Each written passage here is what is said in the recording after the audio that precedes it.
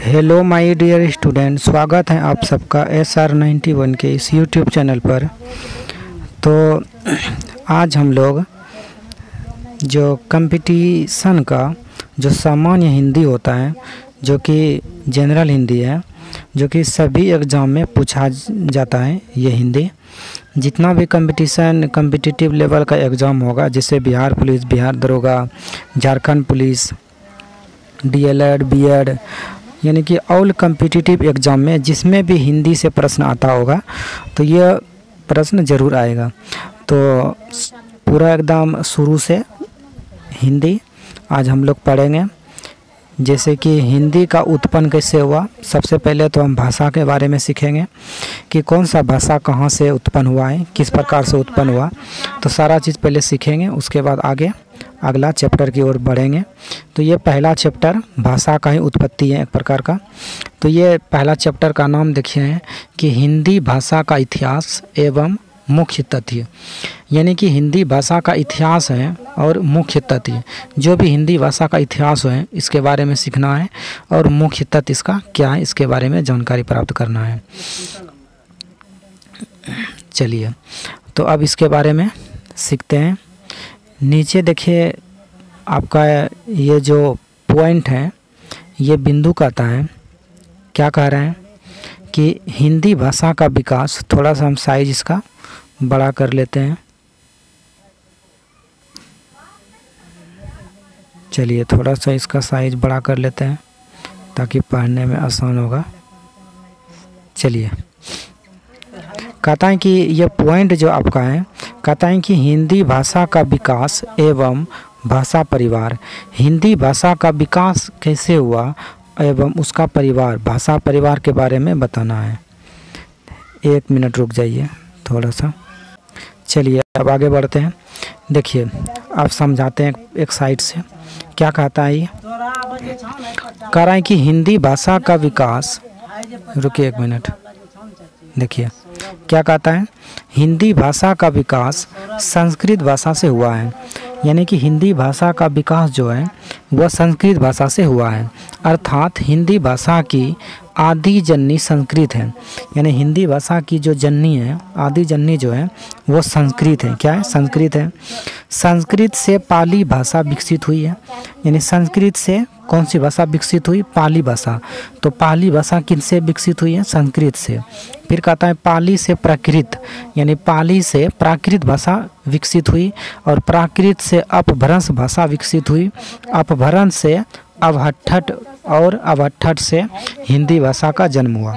यानी कि अपभ्रंश से अवहट्ठठ भाषा विकसित हुई और अवहट्ठठ से हिंदी भाषा का जन्म हुआ है। तो आप सीख गए होंगे कि हिंदी भाषा का जन्म कहाँ से हुआ है। तो हिंदी भाषा का जन्म इन सभी भाषा के विकसित होने के कारण हुआ है। जैसे कि संस्कृत से पाली बना है, पाली के विकसित हुई, और पाली से प्राकृतिक बना, प्राकृतिक से अपभ्रंश बना, अपभ्रंश से अवहट्ठठ बना, अवहट्ठठ से हिंदी भाषा का विकास हुआ है। इस प्रकार से हम आज हिंदी भाषा पढ़ते हैं, हिंदी भाषा का विकास हुआ है। चलिए एकदम पूरा 0 लेवल से आप सीखिए ताकि हिंदी से एक भी प्रश्न नहीं छूटेगा। जितना पढ़ाएंगे इसके बाद एक ऑब्जेक्टिव क्वेश्चन भी कराएंगे। चलिए इसका दूसरा पॉइंट कहता है, विश्व की लगभग 300 भाषाओं को मुख्यतः 13 भाषा परिवार में विभाजित किया गया है। यानी विश्व की लगभग 3000 मुख्यतः, यानी 3000 भाषा को, सॉरी बच्चों 300 नहीं है 3000 है, 3000 भाषाओं को मुख्यतः 13 भाषा परिवार में विभाजित किया गया है। यानी कि विश्व में, दुनिया में लगभग 3000 भाषा हैं, उसमें से 13 भाषा परिवार में यानी विभाजित किया गया है। 13 मुख्य रूप से भाषा बनाया गया है। ये इस प्रकार से है, जैसे भारतीय भाषा हो गया, जो कहाँ पे यूज होता है? भारत और यूरोपीय इलाके में यूज होता है। फिर है कि द्रविड़ भाषा, चीनी भाषा, सेमेटिक भाषा हो गया, हेमेटिक हो गया, आग्नेय हो गया, यूराल अल्ट्राइड हो गया, बांटू हो गया, रेड हो गया, इंडियन हो गया, काकेशस हो गया, सूडानी हो गया, जापानी हो गया, जापानी कोरियाई बोल सकते हैं, और बुशमैन। कुल मिलाकर के 13 भाषाई क्षेत्रों में विभाजित किया गया है। चलिए अगला पॉइंट क्या कहता है, कहता है कि भारत में 4 भाषा परिवार मिलते हैं। भारत में कितना भाषा परिवार मिलते हैं? तो भारत में भाषा का 4 परिवार मिलता है।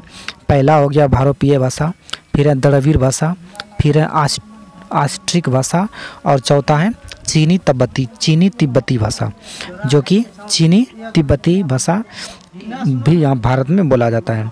तो भारत में जो है भाषा का परिवार है मुख्य रूप से 4 हैं, भारोपीय भाषा, द्रविड़ भाषा, ऑस्ट्रिक भाषा और चीनी तिब्बती भाषा। ये भारत का भाषा परिवार है। चलिए अगला क्वेश्चन क्या कहता है, क्वेश्चन नहीं है ये, अगला पॉइंट क्या कह रहा है। नेक्स्ट पॉइंट है भारोपीय परिवार की भाषाएं भारत, यानी भारोपीय परिवार की भाषाएं जो हैं भारत, यूरोप, उसके आसपास के क्षेत्रों में फैली हुई है। यानी भारोपीय जो परिवार की भाषाएं हैं वो भारत, यूरोप और उसके आसपास के क्षेत्रों में फैली हुई है। यह सबसे बड़ा भाषा परिवार है। भारोपीय भाषा जो है सबसे बड़ा भाषा परिवार है, क्योंकि भारत में भारोपीय परिवार की भाषा बोलने वालों का प्रतिशत सबसे लगभग 73% है, यानी सबसे अधिक है। यानी भारोपीय भाषा जो है बोलने वाले परिवार जो हैं भारत में लगभग 73% हैं, यानी सबसे अधिक है। सबसे छोटा भाषा परिवार जो है चीनी तिब्बती, मतलब सबसे छोटा भाषा परिवार कौन सा है? चीनी तिब्बती है, सबसे छोटा परिवार है, जो कि लगभग 0.7% ही भारत में है। चलिए नेक्स्ट पॉइंट क्या कहता है, इसको भी समझ लीजिए।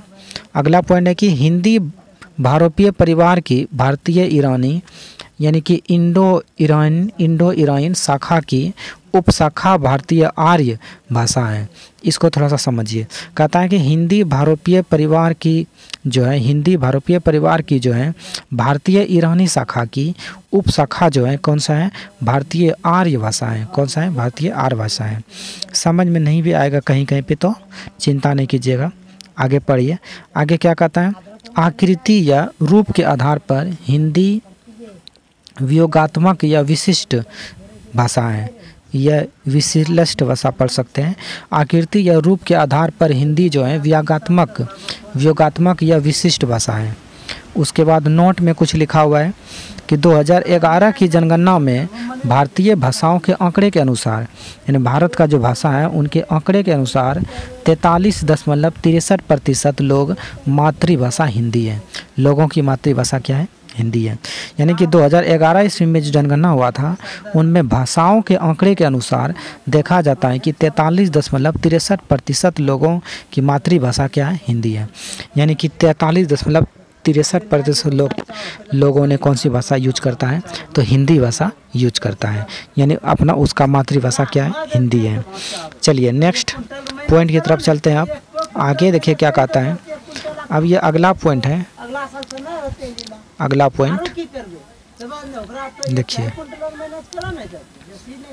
अगला पॉइंट का जो नाम है, पॉइंट का नाम है भारतीय आर्य भाषाएं। अभी हम भारतीय आर्य भाषा के बारे में नाम लिए थे, तो भारतीय आर्य भाषा के बारे में अब सीखना है पहले, उसके आगे देखिए क्या कहता है। भारतीय आर्य भाषा के बारे में सीखिए। तो भारतीय आर्य भाषा क्या कहता है? तो भारतीय आर्य भाषाओं को 3 भाषाओं में विभाजित किया गया है। यानी कि भारतीय आर्य भाषाओं को कितने भाषाओं में विभाजित किया गया है? 3 भाषाओं में विभाजित किया गया है। याद रखिए, जैसे उसका पहले नाम हम बताएंगे, फिर काल बताएंगे, फिर उसका उदाहरण बताएंगे। यानी कि आर्य भाषा जो है, भारतीय आर्य भाषा का उदाहरण क्या है? चलिए पहला कौन सा है? पहला कि प्राचीन भारतीय आर्य भाषाएं। पहला जो है प्राचीन भारतीय आर्य भाषाएं, जिसका काल कब से कब तक था? 1500 ईसा पूर्व से 500 ईसा पूर्व तक है। कब से कब तक है? 1500 ईसा पूर्व से 500 ईसा पूर्व तक है। और प्राचीन भारतीय आर्य भाषाएं के क्षेत्र में जो भाषा जो प्रचलित थी उस समय, वो थी वैदिक संस्कृत और लौकिक संस्कृत। यानी कि वैदिक संस्कृत और लौकिक संस्कृत भाषा प्रचलित थी किस समय? प्राचीन भारतीय आर्य भाषाएं के समय। फिर सेकेंड नंबर पे ये पहला हो गया, और सेकेंड नंबर पे कौन आता है? दूसरा नंबर पे ये आता है मध्यकालीन भारतीय आर्य भाषाएं। यानी कि प्राचीन मतलब पहला था और मध्यकालीन दूसरा भाषा है। इसका जो काल था, समय अवधि जो था 500 ईसा पूर्व से 1000 ईस्वी इनका समय था। यानी कि मध्यकालीन भारतीय आर्य भाषाएं का। इसके समय कौन कौन सी भाषा प्रचलित थी? तो पाली, प्राकृत और अपभ्रंश, 3 भाषा प्रचलित थी मध्यकालीन भारतीय आर्य भाषाएं के समय? कौन कौन? पाली, प्राकृत और अपभ्रंश। और थर्ड नंबर पे कौन सा आता है? तीसरा जो काल आता है वो आता है आधुनिक भारतीय आर्य भाषाएं। आधुनिक भारतीय यानी कि आर्य भाषाएं मतलब प्राचीन हो गया, मध्यकालीन हो गया, आधुनिक हो गया। जिस प्रकार से इतिहास को 3 भागों में बांटा गया था उसी प्रकार से भाषा को भी 3 भागों में विभाजित किया गया है। जैसे प्राचीन भारतीय आर्य भाषाएं, मध्यकालीन भारतीय आर्य भाषाएं, आधुनिक भारतीय आर्य भाषाएं। इसका समय क्या है? 1000 ईसा पूर्व से अब तक, यानी 1000 ईसा पूर्व से लेकर अभी तक यानी वर्तमान समय तक का जो समय है यह आधुनिक भारतीय आर्य भाषाएं में आएगा। और आधुनिक भारतीय आर्य भाषाएं में कौन कौन सी भाषा प्रचलित थी? तो इसमें देख लीजिए, हिंदी की बोलियां थी। हिंदी में जो भी बोली मतलब बोली जाती थी, जैसे कि इसके अंतर्गत मराठी आता था, बांग्ला आता था, उड़िया आता था आदि। जो भी हिंदी की बोलियां आती थी वो सारा किस में आती थी? आधुनिक भारतीय आर्य भाषाएं में आती थी। जिसका समय अवधि क्या था? 1000 ईस्वी से अब तक, यानी 1000 से लेकर अभी तक आर्य भाषाएँ चल रही हैं। आधुनिक आर्य भाषाएँ का काल है। चलिए उसके बाद अगला पॉइंट क्या कहता है? एक आर्य भाषाएं के बारे में जानकारी प्राप्त करना है। पहला था कौन सा? प्राचीन भारतीय आर्य भाषाएं, फिर है मध्यकालीन भारतीय आर्य भाषाएं, फिर है आधुनिक भारतीय आर्य भाषाएं। तो प्राचीन भारतीय आर्य भाषाएं ये आपका हेडिंग हो जाएगा। इसके बारे में पूरा जानकारी प्राप्त करना है। चलिए देख लेते हैं अब प्राचीन भारतीय आर्य भाषाएं के बारे में सीख लेते हैं। ये क्या था प्राचीन भारतीय आर्य भाषाएं? तो प्राचीन भारतीय आर्य भाषाएं का काल जो है 1500 ईसा पूर्व से 500 ईसा पूर्व तक माना गया है। इस अवधि में संस्कृत बोलचाल की भाषा थी, यानी कि प्राचीन भारतीय आर्य भाषाएं की अवधि में जो था संस्कृत जो था वो बोलचाल की भाषा थी। संस्कृत भाषा के 2 स्वरूप हैं, यानी उसी समय से संस्कृत उत्पन्न हुआ है। और संस्कृत का उस समय जो था 2 रूप था। कितना रूप था? 2 रूप था। एक था वैदिक संस्कृत और दूसरा था लौकिक संस्कृत। एक वैदिक संस्कृत और दूसरा लौकिक संस्कृत। वैदिक संस्कृत क्या है देख लीजिए। 1500 ईसा पूर्व से लगभग 1000 ईसा पूर्व तक वैदिक संस्कृत कहलाता था। क्या कहलाया? वैदिक संस्कृत कहलाया। वैदिक संस्कृत को 4 भागों में विभाजित किया गया है। वैदिक संस्कृत को कितने भागों में? 4 भागों में विभाजित किया गया है। फिर कहता है सही संतिया, यानी कि वैदिक संस्कृति को 4 भागों में विभाजित किया गया है, जिसे सही संताय कहलाया गया। क्या कहलाया? जो कि क्या कहलाया? सही संताय कहलाया। इसके अंतर्गत 4 वेद भी थे, जैसे ऋग्वेद, यजुर्वेद, सामवेद और अर्थववेद। और इसके अलावा और भी कुछ उपनिषद थे, जैसे कि ब्राह्मण हो गया, आरण्यक हो गया और उपनिषद हो गया। इसके लिए यास्क और पाणिनि द्वारा छंदस नामक प्रयुक्त किया गया है। यानी कि इसके लिए जो है यानी वैदिक संस्कृति के लिए कुछ मतलब लेखक थे प्राचीन काल के, जैसे कि यास्क हो गया और पाणिनि हो गया। इनके द्वारा छंदक नामक प्रयुक्त किया गया था ग्रंथ, तो याद रखिएगा। चलिए आगे लौकिक संस्कृत, इसके बारे में सीखिए। लौकिक संस्कृत जो है लगभग ये लौकिक संस्कृत एक प्रकार का इतिहास में अगर जो देखें तो उत्तर वैदिक काल सेम है दोनों। यानी ऋग वैदिक काल का अवधि क्या था? 1500 ईसा पूर्व से 1000 ईसा पूर्व तक, और उत्तर वैदिक का क्या था?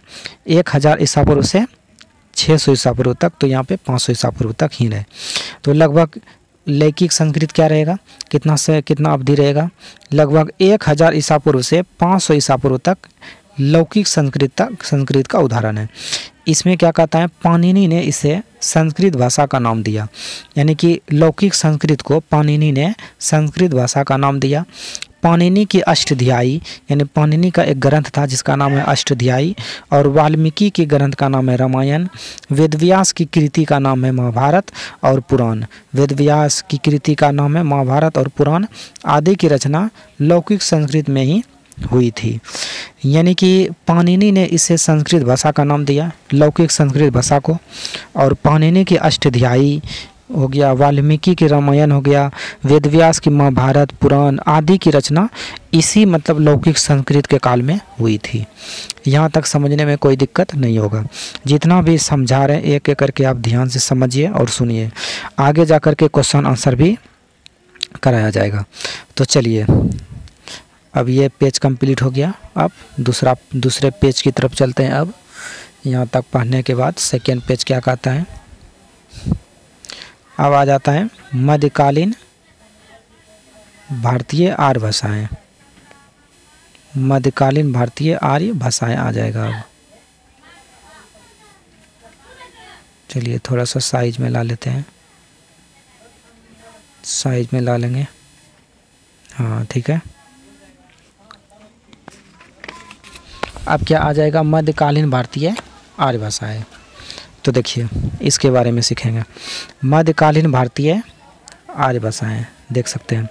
तो मध्यकालीन भारतीय आर्य भाषाओं का काल जो है 500 ईसा पूर्व से 1000 ईस्वी तक है।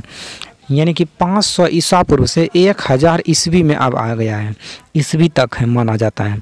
मध्यकालीन भारतीय आर्य भाषाओं में निम्नलिखित 3 भाषाएं विकसित हुई। यानी कि मध्यकालीन में जो है, मध्यकालीन आर्य भाषा में लगभग 3 भाषाएं विकसित हुई थी। पहला है पाली, उसके बाद सेकेंड देख लेते हैं, सारा बताएंगे। पहला हो गया पाली, और दूसरा है प्राकृत, और तीसरा है कौन, अपभ्रंश। आप देख सकते हैं तीनों, पहला पाली है, फिर प्राकृत है, फिर कौन सा है, अपभ्रंश है। तो एक एक भाषा के बारे में जानना है। तो देखिए ये भाषा क्या कहता है, पाली भाषा के बारे में पहले सीखिए। पाली भाषा कहता है कि पाली भाषा का समय 500 ईसा पूर्व से पहली ईस्वी तक है। यानी पाली भाषा का समय जो है 500 ईसा पूर्व से पहली ईस्वी तक है। यानी जब ईस्वी स्टार्ट हुआ, पहली ईस्वी, उस समय तक है। पाली को प्रथम प्राकृत भी कहा जाता है। यानी पाली को प्रथम प्राकृत भी कहा जाता है। यह भारत की प्रथम देश की भाषा थी। पाली जो थी ये भारत की प्रथम देश की भाषा थी। पाली भाषा में दूसरा पॉइंट में क्या कहता है देख सकते हैं, पाली भाषा में ही बौद्ध साहित्य की रचना हुई। यानी बौद्ध साहित्य की रचना भी पाली भाषा में हुई थी। हम जब इतिहास पढ़ा रहे थे तो उस समय बताए थे गौतम बुद्ध वाले चैप्टर में। तो भगवान बुद्ध के सभी उपदेश इसी भाषा में हैं। यानी किस भाषा में है, पाली भाषा में है। इसे मागधी भाषा भी कहा जाता है। यानी पाली भाषा को मागधी भाषा भी कहा जाता है, क्योंकि ये पाली भाषा मगध के इलाके में बोले जाते थे, और मगध के इलाके में ही गौतम बुद्ध का प्रादुर्भाव हुआ था। इसलिए आप जो भी जानेंगे तो पाली भाषा के बारे में, तो मगध के बारे में जानकारी प्राप्त होगा। चलिए यहाँ तक समझने में कोई दिक्कत नहीं हुआ होगा। अब सेकेंड भाषा जो आता है, दूसरा भाषा है प्राकृत भाषा है। कौन सा है, प्राकृत भाषा। तो प्राकृत भाषा के बारे में सीखिए। कहता है कि पहली ईस्वी से 500 ईस्वी तक का समय प्राकृत भाषा रहा। यानी कि अभी हम बताएं, क्या बताएं ऊपर में कि 500 ईसा पूर्व से पहली ईस्वी तक का पाली भाषा का प्रादुर्भाव रहा, पाली का रहा। 500 तक रहा, कब तक रहा, 500। अब 500 से आगे बढ़ जाएगा, 500 से आगे बढ़ेगा। 500 ईस्वी से लेकर कब तक है, हाँ पहली ईस्वी तक था ना, हाँ पहली ईस्वी तक था, सॉरी। तो पहली ईस्वी से लेकर 500 ईस्वी तक का समय प्राकृत भाषा का रहेगा। इस अवधि में कौन कौन भाषा विकसित हुई, सौरसेनी हो गया, सौरसेनी, पैसाची, बराचड़, यानी कि बराचड़, और महाराष्ट्री, मागधी और अर्धमागधी नामक क्षेत्रीय बोलियां विकसित हुई। यानी कि प्राकृत भाषा के समय ही, इसी समय कौन कौन भाषा विकसित हुई प्राकृत भाषा के साथ साथ, तो सौरसेनी भाषा हो गया, पैसाची हो गया, प्राचड़ हो गया, महाराष्ट्री हो गया, मागधी हो गया, अर्धमागधी हो गया। ये सब क्षेत्रीय बोलियां क्या हो गई, विकसित हो गई। फिर कहता है दूसरा पॉइंट में क्या कहता है, प्राकृत, तो यानी प्राकृत को द्वितीय प्राकृतिक कहा जाता है। प्राकृत को द्वितीय प्राकृतिक भी कहा जाता है। प्राकृतिक प्राचीन रूप से सर्वाधिक प्रचलित भाषा रही है। भगवान महावीर के सभी उपदेश प्राकृत भाषा में हैं। यानी कि भगवान महावीर ने जो था सभी उपदेश दिया था, वह प्राकृत भाषा में दिया था। किस भाषा में, प्राकृत भाषा में दिया था। चलिए आपको यहाँ पे कुछ न कुछ हिस्ट्री के बारे में भी जानकारी मिल रहा है। चलिए तीसरा भाषा जो आता है वो कौन सा आता है, अपभ्रंश भाषा। कौन सा भाषा, अपभ्रंश भाषा, ये तीसरा भाषा है। कहता है क्या, यह भाषा मध्यकालीन आर्य भाषा की तीसरी अवस्था है। यानी यह भाषा जो है मध्यकालीन आर्य व्यवस्था की तीसरी भाषा है, अपभ्रंश का विकास 500 ईस्वी से 1000 ईस्वी के मध्य हुआ था। यानी अपभ्रंश का जो विकास हुआ, अपभ्रंश भाषा का विकास ये प्राकृत भाषा के बाद हुआ, तो 500 ईसा पूर्व से 1000 ईस्वी के बीच हुआ। अगला पॉइंट में क्या कहता है कि अपभ्रंश की शुरुआत 8वीं शताब्दी के यानी 8वीं शताब्दी के कवि स्वयंभू के समय से मानी जाती है। यानी अपभ्रंश भाषा की जो शुरुआत हुई थी 8वीं शताब्दी के एक कवि था, स्वयंभू कवि था, उसके समय से मानी जाती हैं। इन्हें पौम चरियु अर्थात राम काव्य की रचना के कारण अपभ्रंश का वाल्मीकि भी कहा जाता है। यानी इसे क्या कहा जाता है? पौमचरी अर्थात राम काव्य की रचना के कारण अपभ्रंश वाल्मीकि भी कहा जाता है। चलिए नेक्स्ट पॉइंट क्या कहता है? अगला पॉइंट है कि अपभ्रंश और पुरानी हिंदी के मध्य का समय संक्रांति काल कहा गया है। यानी अपभ्रंश और पुरानी हिंदी के मध्य का समय जो है वो क्या कहलाया है? संस्कृति यानी कि संक्रांति काल, यानी संक्रांति काल कहलाया है। उसके बाद अगला पॉइंट क्या कहता है? कवि धनपाल के द्वारा रचित भविष्यता कहा, यानी कवि धनपाल ने एक ग्रंथ रचित किया था, भविष्यता कहा। यह ग्रंथ है अपभ्रंश की प्रथम प्रबद्ध काव्य है।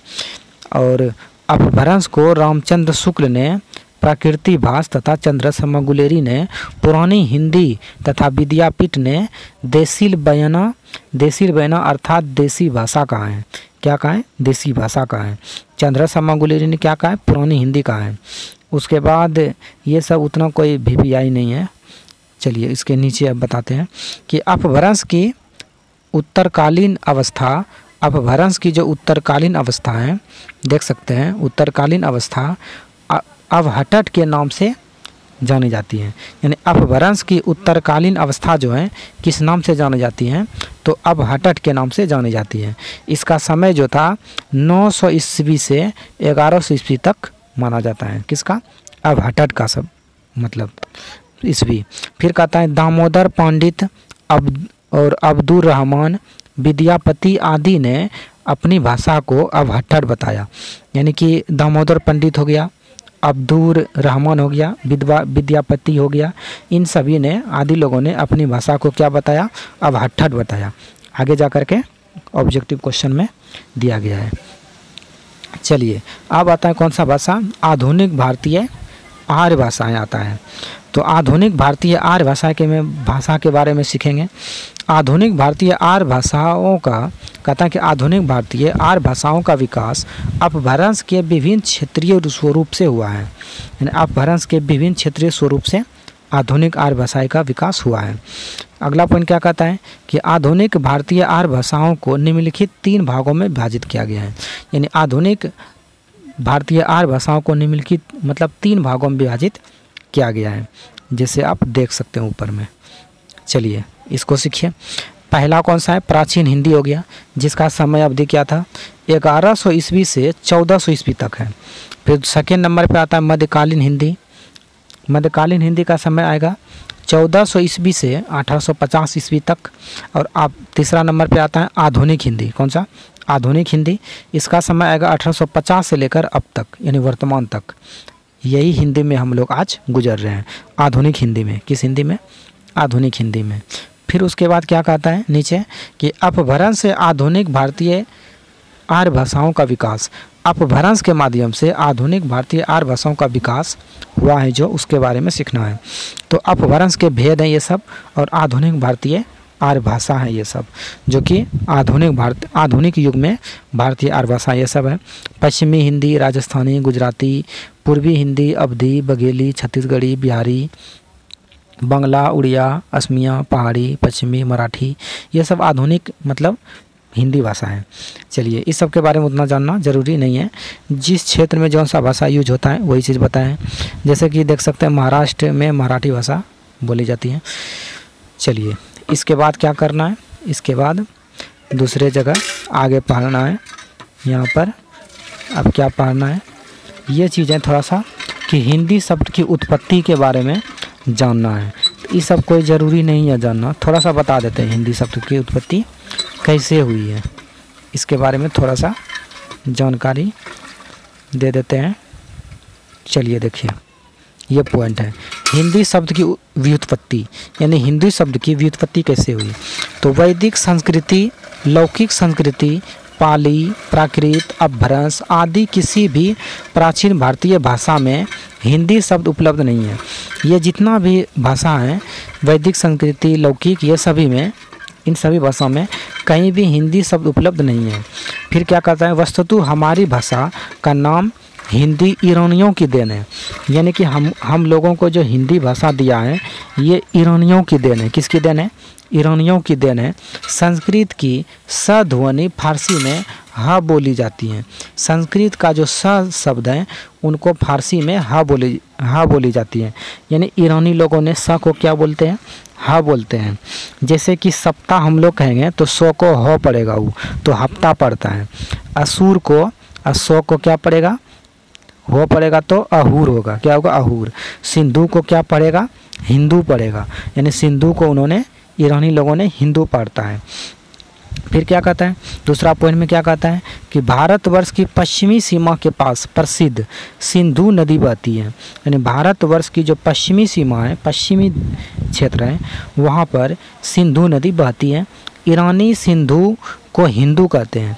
ईरानी लोगों ने सिंधु को क्या कहते हैं? हिंदू कहते हैं। हिंदू से हिंद शब्द बना है। हिंदू से कौन शब्द बना है? हिंद शब्द बना है। कालांतर में सिंधु नदी के पार का संपूर्ण भाग हिंद कहा जाने लगा। कालांतर युग में जो सिंध का जो पार वाला भाग था, हिस्सा था, वो क्या कहलाने लगा? हिंद कहा जाने लगा। और हिंद की भाषा हिंदी कहलाई। उस समय हिंद की भाषा क्या कहलाई? हिंदी कहलाई। अतः हिंदी शब्द की व्युत्पत्ति हिंद देश के निवासियों से हुआ है, यानी अतः हम कह सकते हैं कि हिंद शब्द की उत्पत्ति हिंद देश के निवासियों से हुआ है। फिर अगला पॉइंट में क्या कहता है कि मध्यकालीन अरबी तथा फारसी साहित्य में भारतीय संस्कृत, पाली, प्राकृत और अपभ्रंश भाषाओं के लिए जबान ए हिंदी शब्द का प्रयोग मिलता है। हिंदी शब्द का विकास इस क्रम से हुआ है, जैसे कि पहले सिंध को हिंद कहा गया, हिंदू कहा गया, और उसके बाद हिंद कहा गया, ई जुट करके हिंदी बना। क्या बना? हिंदी बना। चलिए, इस प्रकार से ये सब जानना जरूरी नहीं है। थोड़ा सा अमीर खुसरो के बारे में देख लेते हैं। कहा जाता है कि अमीर खुसरो 1253 से 1353 ईस्वी के मध्य थे। अमीर खुसरो ने सबसे पहले भाषा या भाखा के स्थान पर हिंदी या हिंदवी शब्द का प्रयोग किया। अमीर खुसरो ने कौन शब्द का? हिंदी या हिंदवी शब्द का प्रयोग किया। खुसरो के ही समय में हिंदी और हिंदवी शब्द मध्य देश की भाषा के अर्थ में प्रचलित हो गए। खुसरो के समय में ही हिंदी और हिंदवी शब्द जो है मध्य देश की भाषा के रूप में प्रचलित हो गया। फिर कहता अमीर खुसरो ने गयासुद्दीन तुगलक के बेटे को हिंदी या हिंदवी की शिक्षा देने के लिए, गयासुद्दीन तुगलक के जो बेटा था उनको हिंदी या हिंदवी की शिक्षा देने के लिए खालिकबारी नामक फारसी हिंदी कोश एक रचना की, यानी हिंदी कोश की रचना की। इस ग्रंथ में भाषा के अर्थ में हिंदवी शब्द 30 बार और हिंदवी शब्द 30 बार और हिंदी शब्द 5 बार आया था। फिर अगला पॉइंट में क्या कहता है, भाषा के लिए हिंदी शब्द की प्राचीनतम प्रयोग सरफुद्दीन के जफरनामा में 1424 ईस्वी में मिलता है। यानी भाषा के लिए हिंदी शब्द का जो पहली बार प्रयोग जो मिलता है वो मिलता है किसमें? सरफुद्दीन के जफरनामा ग्रंथ में 1424 ईस्वी में मिलता है। चलिए, ये भी हम सीख लिए। उसके बाद आता है खड़ी बोली हिंदी का विकास। खड़ी बोली हिंदी का विकास किस प्रकार से हुआ, तो ये जानेंगे अब कब। आज के लिए तो बहुत बड़ा हो जाएगा क्लास, ज़्यादा बड़ा हो जाएगा तो फिर पढ़ने में मन नहीं लगेगा, इसीलिए कम आधा घंटा के क्लास ठीक रहता है। तो दोस्तों, आज तक यहाँ तक ही इस क्लास को स्टॉप करते हैं, यहाँ पर बंद कर देते हैं। अब नेक्स्ट दिन जो है, अब यहाँ पर से स्टार्ट करेंगे हम खड़ी बोली हिंदी का विकास कैसे हुआ, यानी खड़ी बोली हिंदी का विकास किस प्रकार से हुआ इसके बारे में सीखना है। तो आज के लिए रहने देते हैं यहाँ तक। जय हिंद, जय भारत।